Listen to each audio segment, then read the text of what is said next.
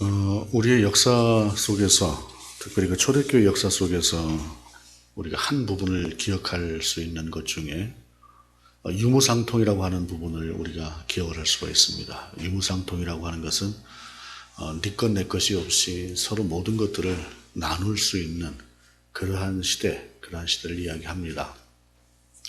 그런데 네 것 내 것이 없었다고 해도 이것은 가진 사람 입장에서 나누고 베풀고 하는 것을 이야기하는 것이고, 또 받는 입장에서는 상대를 또 존중하고 자기의 욕심을 찾는 것이 아니라 나눠준 것에 대한 감사를 잊지 않고 살아가는 그러한 시대가 바로 초대교회 유무상통의 시대입니다. 만약에 이것이 반대가 된다고 한다면, 네 것을 내 것처럼 또 내 것은 내 것으로 이러한 욕심을 가지고 사람들이 살아간다고 한다면 아마도 세상은 그 자체가 지옥이 될 수 있을 것이다 하는 생각을 해봅니다. 그런데 어찌됐든 우리가 살고 있는 세상을 가만히 보게 되면 이러한 쪽으로 자꾸 가는 것 같아요. 무한 경쟁이라고 하는 쪽으로 가면서 자꾸 내 것이라고 하는 것을 생각을 하고, 그러다 보니까 이 소유권이라고 하는 분쟁들도 끊임없이 일어나는데, 이게 사적인 영역뿐이 아니라 공적인 영역으로도 이러한 일들이 일어나는 것 같습니다. 제가 언젠가 구례를 들렀다가 지리산 노고단 쪽으로 올라오는 그러한 길이었는데, 한참을 올라오다 보니까 주변에는 어떤 절이 있는 쪽으로 길을 지나가게 되어 있는데, 내려갈 때는 괜찮았어요. 노고단에서 구례로 내려갈 때는 괜찮았는데 올라오는 때에 거기서 입장료를 받더라고요. 지나가는 길에 통행료라고 하는 것을 받아야 되는데, 그 근처에 사찰이 하나 있는데 그 땅이 사찰 소유라고 하면서 통행세를 내라고 하는 것이죠. 멀쩡하게 국가에서 깔아놓은 땅을 자기들의 땅이니까 지나가면서 통행세를 내라고 하는 것이 참 마음에 들지 않아서 차를 돌려서 그냥 옆으로 그냥 지나치고 무시하고 지나치고 오려고 했더니 덩치가 산만한 친구들이 험악한 인상을 쓰면서 차를 가로막고 내야 된다고 그렇게 해서 참 기분 언짢게 통행세를 내고 왔던 기억이 있습니다. 지금은 어떤지 모르겠는데 설악산을 들어가면서도 늘 마음에 들지 않는 것이, 문화재 관람료라고 하는 명목으로 그 설악산 입구가 절의 터라고 해서 관람료를 받고, 뭐 문화재를 내가 보고 싶지도 않은데 왜 이걸 내야 되지 하는 항상 그런 생각을 하고 들어갔던 그런 기억이 있습니다. 종교단체도 물론 우리 기독교도 마찬가지겠지만 사적인 자기 영역의 소유권이라고 하는 것을 지나치게 강조하다 보면 공적으로 사람들 가운데 결코 좋은 소리를 듣지 못합니다. 하나님 앞에서 우리의 삶도 역시 마찬가지일 것이라고 생각을 합니다. 제가 언젠가 독일을 한번 다녀왔던 때에, 유럽을 지나가면서 독일을 다녀왔던 때에 보니까 독일은 땅이 대부분이 국유지예요. 국가가 모든 땅을 가지고 있습니다. 그래서 개인은 그 땅을 빌려서 써요. 100년을 빌려서 씁니다. 100년을 빌려 쓰고 99년째가 되는 해에는 다시 갱신을 합니다. 국가에서 빌린 땅에다가 자기가 건물을 짓고 그냥 그렇게 살아가는 것인데, 그래서 그 땅이 자기 땅은 아닌 거지. 이런 시스템이라고 하는 것들이 좀 우리나라에도 좀 돼 있다고 한다면 이 정도까지 심각한 부동산 문제 같은 것들은 생기지 않지 않을까. 누군가는 부동산으로 돈을 번다고 한다면 누군가는 또 그것으로 인한 피해를 받아야 되는 이런 악순환이라고 하는 것이 지속되고 있는 이러한 상황 가운데서 그러한 소유로 인한 서로의 상처들이 좀 덜할 수 있지 않을까라고 하는 그러한 생각을 해봤습니다. 그런데 특별히 이러한 문제가, 제가 조금 전에 사찰 문제에 대해서도 이야기를 했습니다만, 교회 안에서도 일어날 수 있는 충분한 문제입니다. 실제로 우리 교회 안에서도 일어나고 있는 문제입니다. 보이지 않게 예수 그리스도가 교회의 머리 되시고 예수 그리스도가 교회의 주인 되심에도 불구하고 인생들은 자기 자신들이 그 관리자라고 하는 것을 잊지 못하고 청직이라고 하는 것을 잊지 못하고 자꾸 변질된 자기 욕심을 채우려고 하는 그런 모습들을 보이는 경향들이 참 많이 있습니다. 특별히 아무리 포장을 해도 큰 교회들일수록 더 그렇다라고 하는 것은 우리가 부인할 수 없는 그러한 시대를 살아가고 있습니다. 본문이 우리 가운데 또한 그것을 우리 가운데 보여주고 있습니다. 오늘 본문의 말씀입니다. 다른 한 비유를 들으라. 한 집주인이 포도원을 만들어 산 울타리로 두르고 거기에 즙자는 틀을 만들고 망대를 짓고 농부들에게 새로 주고 타국에 갔더니, 한 포도원 주인의 이야기를 하면서 그 전에 다른 한 비유를 들으라 라고 이야기를 하는 것은 그 전에 비유가 있었다는 이야기 아닙니까? 이 비유는 무엇으로 시작되는 것이냐면은 예수님께서 어느 날 성전에 들어가셨어요. 이제 십자가를 지러 예루살렘에 오신 그러한 상태에 성전에 들어가셨더니 보니까 성전에서 온통 장사하는 사람들, 이익을 남기게 하는 사람들로 성전에 가득한 것이에요. 거기서 양을 팔고 비둘기를 팔고 하는 사람들이 필요하지 않은 것은 아닙니다. 그들이 꼭 필요해요. 왜냐하면 먼 곳에서 제사를 드리러 오는 사람들은 어떻게 수백 리 떨어진 곳에서 양을 가지고 올 수가 있겠어요? 못 가지고 오죠. 하니까 와서 사야 되는데, 문제는 그것을 장사로 어느 날 변질시키면서 밖에서 들어오는 양은 받지를 않아요. 자기들에게서 사야 되고, 제사를 지내러 오는데, 하나님 앞에 예배를 드리러 오는데 바깥에서 자기가 가지고 오는 똑같은 예물은 쓰지 못하고 그 안에 있는 것들을 써야 되는 이 강도의 소굴로 만들어 버린 거죠. 그것도 비싸게. 예수님께서 그 성전을 뒤집어 엎으셨지요. 난리가 났지 않았겠습니까? 사람이라고 하는 것이 특별히 물질적으로 어떤 이해관계가 얽혔을 때 사람은 참 굉장히 날카로워집니다. 세상이 험할수록 더 그렇습니다. 난리가 났습니다. 그리고 돌아오셨죠. 그 다음날 예수님께서 무화과 나무 아래로 가셔서 무화과를 쳐다보시고 열매가 없는 것을 보신 후에 무화과 나무를 저주를 해버리셨습니다.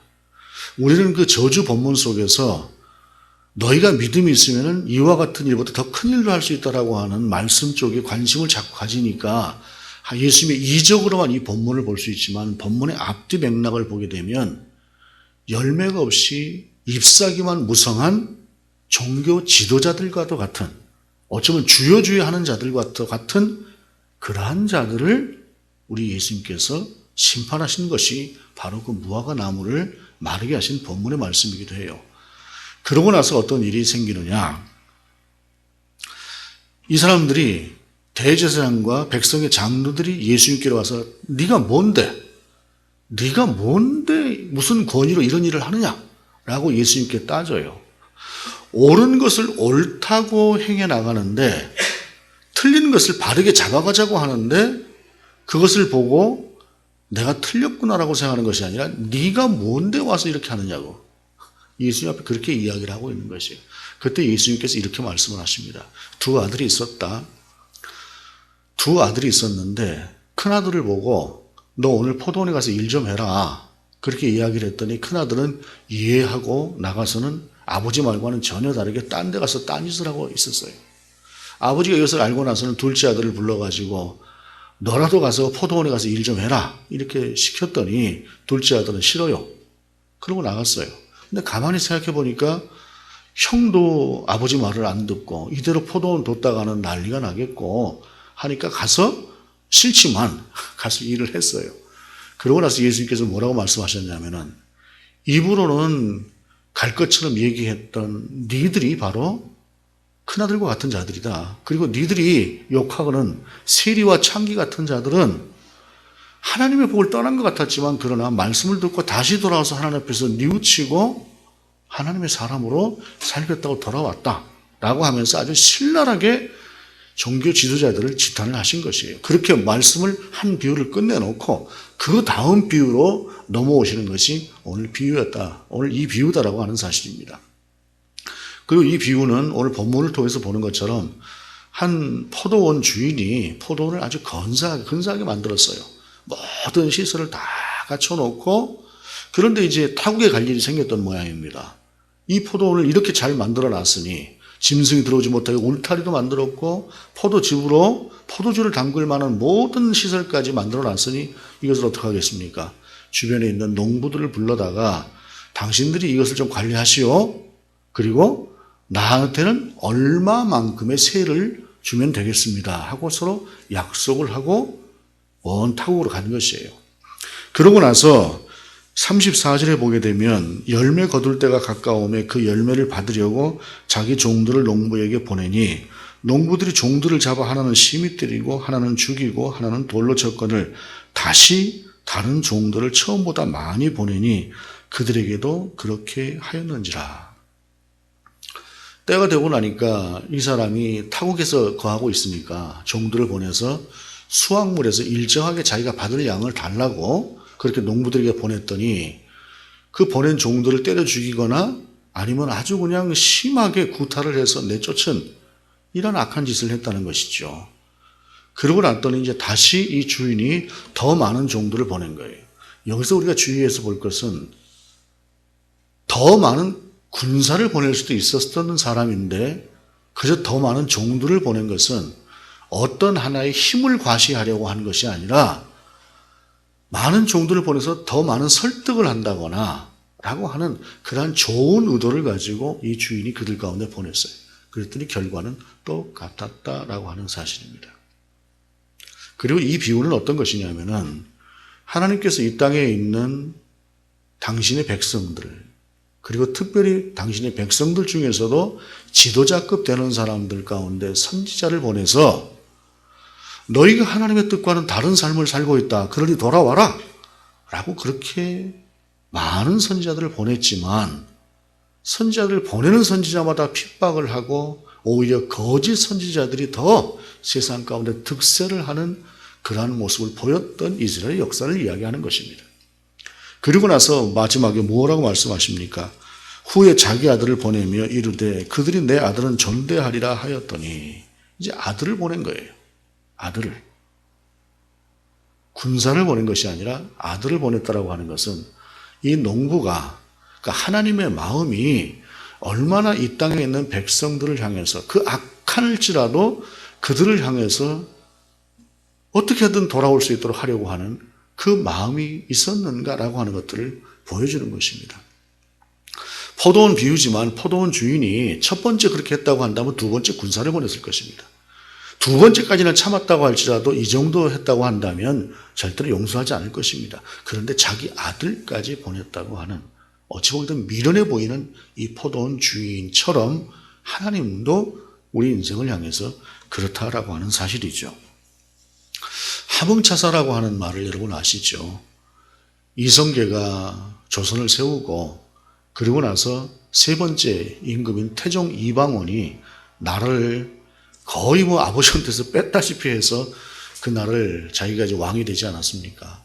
그런데 자기 아버지에게서 어떤 정통성을 얻기 위해서 아버지가 함흥으로 가버리고 나니까 이성계 함흥으로 가버리고 나니까 그곳에 차사를 보내서 그러니까 사자를 보내서 아버지 노여움을 풀고 돌아와서 저희 정통성을 인정해 주세요 하는데 보낼 때마다 그 함흥에 보내는 차사들을 이성계가 죽였다고 하지 않습니까? 실제로는 죽이지 않았다고 하는 말도 있습니다만 어찌됐든 그렇게 전해지고 있습니다.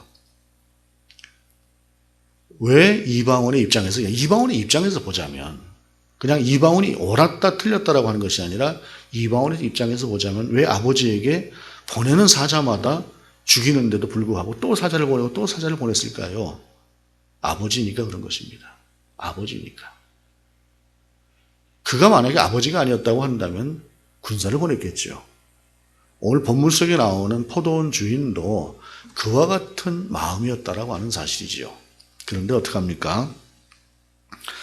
인간들이 농부들이 그 아들을 보고 서로 말하되 이는 상속자니 자 죽이고 그의 유산을 차지하자 하고 이에 잡아 포도원 밖에 내쫓아 죽였느니라 라고 말합니다. 여러분 탐심이라고 하는 것이 눈을 가려버리면 이런 일들이 일어날 수 있습니다. 이 악한 자들은 이제 주인이 만만해 보인 것이죠. 주인이 군사들을 보내서 혼쭐을 내고 했다고 한다면 쉽게 말을 들었을 텐데 주인이 그렇지가 않고 자꾸 유하게 대하니까 이제 마지막에는 아들까지 죽이고 우리가 이 포도원을 차지하자라고 하는 것입니다. 하나님은 오래 참으시는 하나님이죠.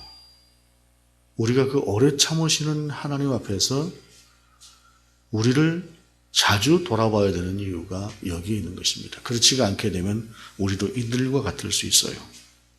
그러면서 그들이 이와 같은 모습들을 보이는 것을 볼 수가 있습니다.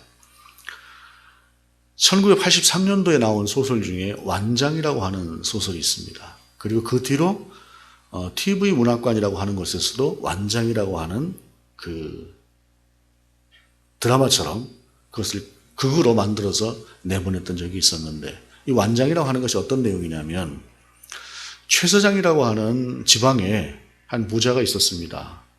이 사람이 어느 날 이제 저수지를 가만히 보니까, 자기 지역에 있는 저수지를 보니까 이거를 양어장으로 썼으면 좋겠다 하는 생각을 하고, 정부에다가 이걸 내가 양어장으로 씁시다 하고 허가를 받아요. 노는 저수지를 그 안에 양어장으로 씁시다 하고 허가를 받는데, 허가를 받아서 보니까 누군가 좀 관리를 좀 해야 되겠는데, 이 관리를 맡길 사람이 마땅치가 않고, 특별히 좀 돈을 적게 주고 사람을 쓰려고 하니까 아무도 안 하려고 해요.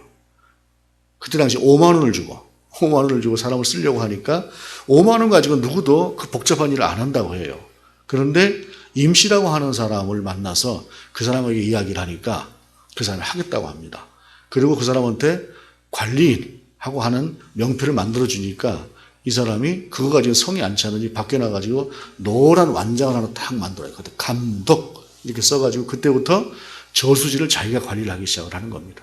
막무가내로 관리를 하기 시작을 하는데 주인 말도 잘 안 듣고, 그러다 나중에 이 저수지가 뭐 누가 함부로 들어오기라도 하면은 완전히 제것처럼 그냥 행패를 부리고 누구 마음대로 여기 저수지에 왔느냐고 난리를 치면서 그야말로 그 완장질을 하는 그런 모습을 보이는데, 어느 날 그곳에 이제 그 저수지에 물을 빼야 하는 때가 왔어요. 왜냐하면 물이 부족하니까, 가뭄이 드니까. 그래서 물을 이제 다 빼야 되는 그런 상황이 되었는데, 목적이 양어장 아닙니까?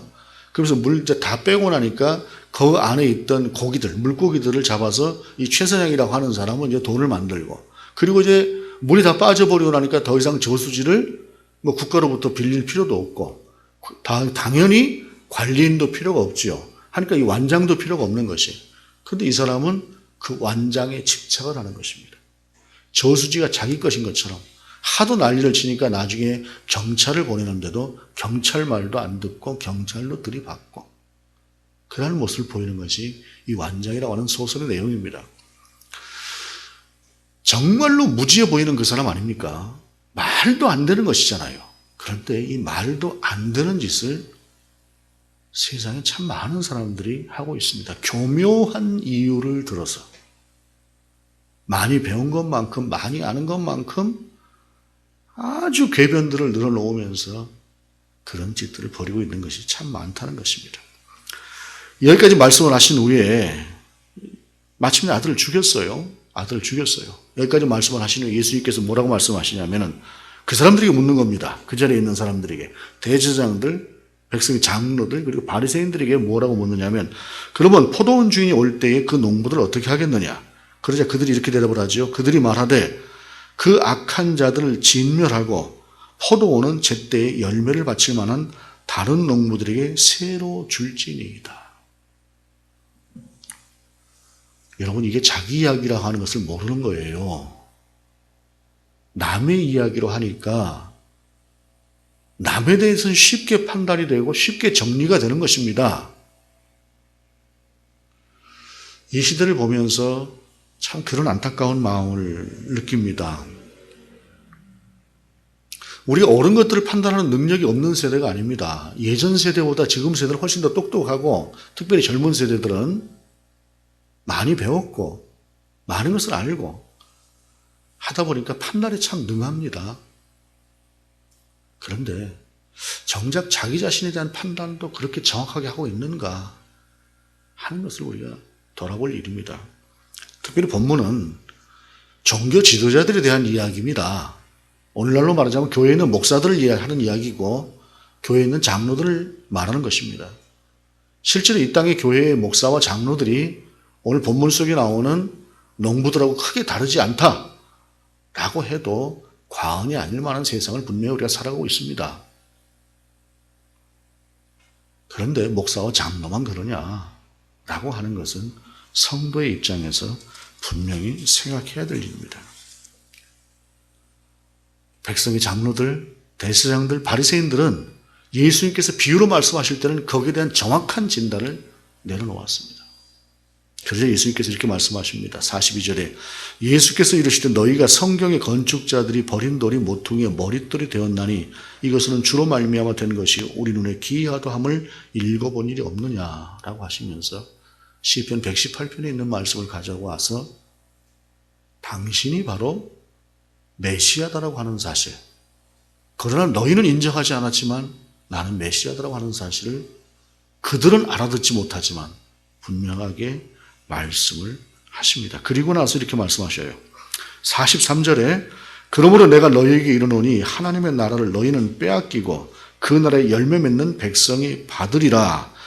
이 돌 위에 떨어지는 자는 깨지겠고 이 돌이 사람 위에 떨어지면 그를 가루로 만들어 흩으리라 하시니 라고 하시면서 그들의 잘못을 적나라하게 신랄하게 비판을 하십니다. 그래서 어떻게 됩니까? 45절에 대제사장들과 바리새인들이 예수의 비유를 듣고 자기들을 가리켜 말씀하신 줄 알고 잡고자 하나 무리를 무서워하니 이는 그들이 예수를 선지자로 알렸더라. 예수님께서 신랄하게 그들의 정확한 상황을 말씀하셨음에도 불구하고 그들은 회개가 아닌 돌이킴이라고 하는 것이 아닌 오히려 예수 그리스도를 잡으려고 하는 그런 모습을 보이고 있다고 하는 사실입니다. 제가 가끔 이단들의 주장에 대해서 생각을 쭉 해보는 경우들이 있습니다. 많은 이단들이 이렇게도 이야기를 하고 저렇게도 이야기를 하는 모습들을 볼 때에 이들의 주장은 어떤 것들일까? 가끔 보게 되면 처음부터 악한 이단들도 많지만 가끔 보게 되면 선의로 시작하는 이단들도 있는 것 같다는 생각을 해요. 그러니까 그 마음속에서 뭔가 선의를 가지고 시작한 것 같은. 그러나 결국에는 그들이 그 선의보다도 어떤 진영이라거나 자기들의 세력이라거나 자기들이 주장을 굽히지 않으려고 하는 것으로 빠져버리니까 문제긴 합니다만 그러면서 그 선이라고 하는 부분은 생각을 해볼 때가 있습니다. 이단들이라고 할지라도 우리는 무엇이든지 어떤 비판이나 이런 상황 앞에서 좀 돌이켜서 생각해 볼 줄 아는 것들이 있어야 됩니다. 당장은 듣기 싫어도.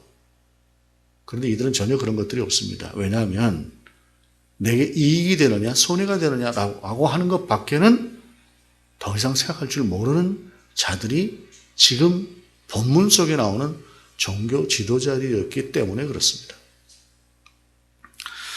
오늘날도 참 많은 사람들이 염려를 하고 여러 가지로 교회에 대해서 생각들을 합니다. 성도들의 생각은 어떤지 모르겠습니다. 생각이 없이 마구잡이로 가는 사람들도 없지 않은 것 같습니다. 또 한편으로는 아주 대단한 비판들을 하고 교회를 바라보는 이들도 있습니다. 그러한 속에서 정말로 신실하게 그래도 하나님의 나라를 살아가고자 하는 사람들, 그러한 그리스도인들은 어떻게 살아야 할까요? 누구를 믿고 누구를 따라야 할까요? 그러나 여러분, 우리가 진심으로 하나님을 바라보고자 한다면 우리가 정말로 포도원 주인이신 하나님의 뜻을 따라서 내게 주어진 열매라고 하는 것을 하나님께 돌려드릴 수 있는 그러한 마음으로 살아가고자 한다면 하나님께서는 그 부패한 자들 속에서도 예수 그리스도를 보내셔서 하나님의 백성들을 구원코자 하셨고 구원의 길이 열리지 않았던 이방을 향해서도 당신의 구원의 은혜를 베푸셨던 그 은혜처럼 오늘을 살아가는 저와 여러분에게도 어찌 보게 되면 눈들 곳조차도 없는 것 같은 이 땅 가운데 누구를 믿어야 될 것인가 믿을 사람이 아무도 없다라고 하는 그 속에서도 그래도 우리를 이끌어 가시고 우리를 인도해 가시는 성령께서 우리를 위해서 십자가에 달려 죽으신 주 예수 그리스도께서 우리를 이끄시고 인도하실 것이라고 하는 사실입니다. 그러나 그 속에서 우리가 기억해야 될 것은 행여 나도 이 포도원을 갈고 있었던 농부들처럼 될 수 있지는 않을 것인가 라고 하는 것들을 돌아보면서 누가 주인인가? 이것이 내 것인가?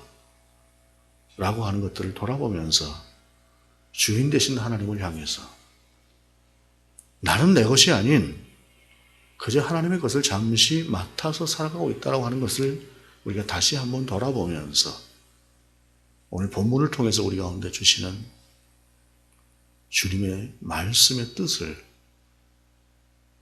모든 것은 주님께로 라고 하는 그 뜻을 돌이켜 하나님께로 나아갈 수 있는 저와 여러분이 될 수 있기를 원합니다.